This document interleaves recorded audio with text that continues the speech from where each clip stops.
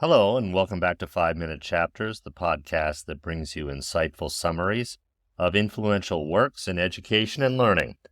I'm your host, Daniel Bowe, and in today's episode, we'll dive into Chapter 4 of John Hattie's groundbreaking book, Visible Learning, from 2008. This chapter focuses on a crucial aspect of education, the contributions that students make to their own learning. We begin by reflecting on the sheer amount of time students spend in different contexts: school, home, and even asleep. It's astonishing to think about how this time accumulates over their lifetime. It emphasizes the importance of understanding the impact of these experiences on student learning.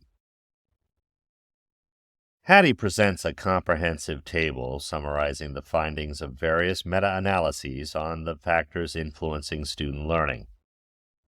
It's a treasure trove of information. The table reveals that factors such as prior achievement, self-concept, motivation, and even preschool experiences can have varying degrees of impact on student learning. It's intriguing to see how different aspects of a student's life can shape their educational journey. Now, I know what you're thinking. Some of these factors are beyond the control of teachers. And you're right, but fear not. There are successful interventions that can help mitigate the effects of these external factors. It's all about finding the right teaching and learning processes that empower every student to thrive regardless of their individual circumstances.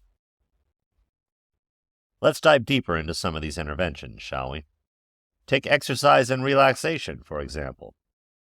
Hattie highlights that research suggests these practices have a small but positive effect on cognitive academic variables among elementary school and college-level students. So encouraging physical activity and incorporating moments of relaxation can actually support our students' learning journeys.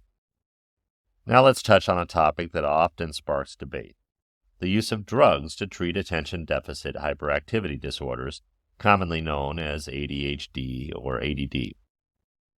Hattie notes that while these medications can reduce behavior problems, their impact on achievement is limited. This reminds us of the importance of exploring comprehensive approaches that address not only behavior, but also academic success. As educators, it's crucial to recognize and embrace the diversity within our classrooms. Hattie emphasizes the significance of understanding and accommodating individual differences. By focusing on effective teaching and learning processes, we can create an inclusive environment where every student can learn and thrive, regardless of their unique strengths and challenges.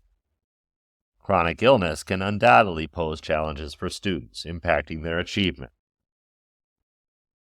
However, Hattie reveals that the negative effects of chronic illness on academic performance are relatively small. Interestingly, he suggests that parents may perceive these effects more negatively than children themselves. It's a reminder for us to maintain open lines of communication with parents and collaborate to ensure student success. Now let's tackle a topic that has stirred much discussion: diet interventions. We've all heard the arguments about certain foods or certain food additives affecting student achievement. However, Hattie highlights that the evidence in this area remains equivocal.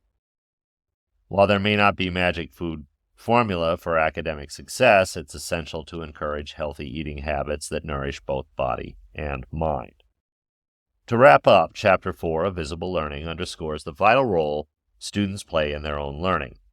While certain factors may have a greater impact than others, Hattie reminds us that effective teaching and learning processes can address them all. By embracing evidence-based interventions, understanding individual differences, and creating supportive learning environments, we can empower our students to reach their full potential. That's all for today's episode of 5-Minute Chapters. I hope you found this summary of Chapter 4 from John Hattie's Visible Learning insightful and thought-provoking. Join us next time as we explore another essential work in the field of education and learning. I'm Daniel Bowe, signing off.